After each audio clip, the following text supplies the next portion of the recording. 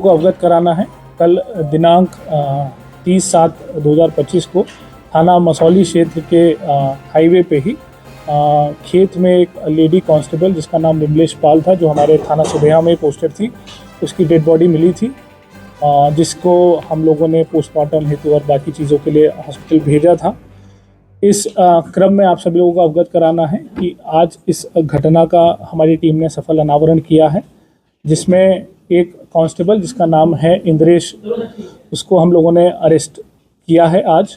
और इसमें जो पूरी पूछताछ हुई है, पूरी जो जानकारी हुई है, उसमें ये घटनाक्रम सामने आया है, जिसमें ये जो दोनों लोग हैं, जो लेडी कांस्टेबल और ये जो जिसने घटना कारित की है इंद्रेश, इन दोनों ने पिछले साल कोर्ट में शादी करी थी। इसमें विमलेश ने पिछले साल इस पे बलात्कार का मुकदमा लिखवाया था।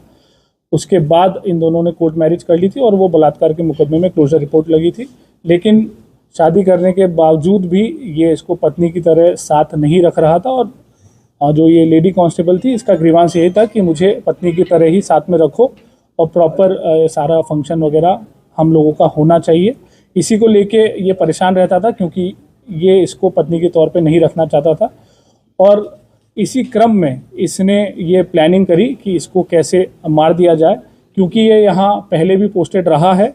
ये जो व्यक्ति है इंद्रेश, यहाँ पहले बाराबंकी में ही पोस्टेड था, तो इसको सारे रूट वगैरह पता थे और इसको टाइमिंग भी पता थी कि कब जो रोड है वो सुनसान रहती है, कब पुलिस की ड्यूटीज़ कहीं और रहती है, कब ज़्यादा व्यस्तता रहती है। उसी को ध्यान में रखते हुए इसने ये प्लानिंग करी, जिसमें दिनांक 27/7 को संडे था। उस दिन रामनगर जो लोधेश्वर महादेव मंदिर है, वहाँ पे भीड़ रहती है और वहाँ पे इस महिला कांस्टेबल की ड्यूटी भी लगी थी। तो इसने पता कर लिया कि वो उसकी ड्यूटी कब लगी है और वो कब जाएगी। उसी का फ़ायदा उठाते हुए ये लखनऊ से अपनी वैगन आर गाड़ी से यहाँ आया। इसने मेन रूट का इस्तेमाल नहीं किया, ताकि इसकी गाड़ी का कहीं पे भी डिटेक्शन ना होने पाए। वो जो ऑफ रूट है वहाँ से होते हुए ये मेन हाईवे पे पहुँचा।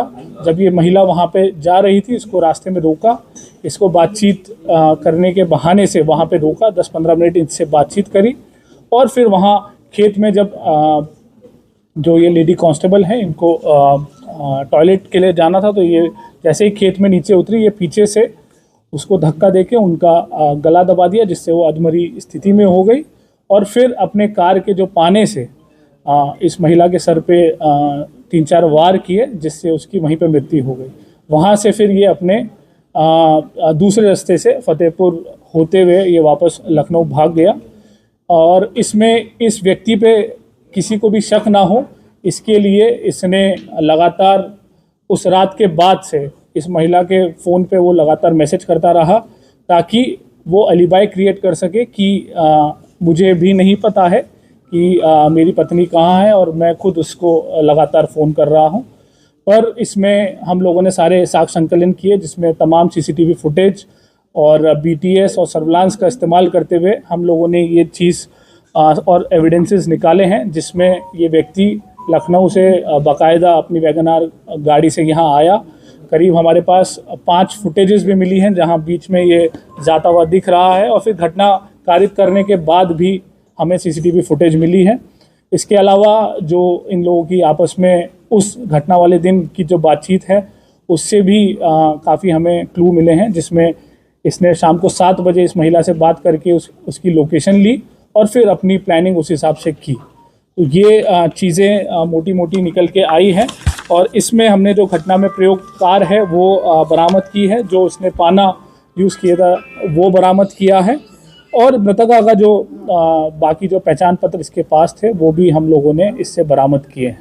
तो ये जो घटना है, इसमें हमारी सर्विलांस, SOG और थाने की टीम ने काफ़ी मेहनत करके काफ़ी चीज़ों पे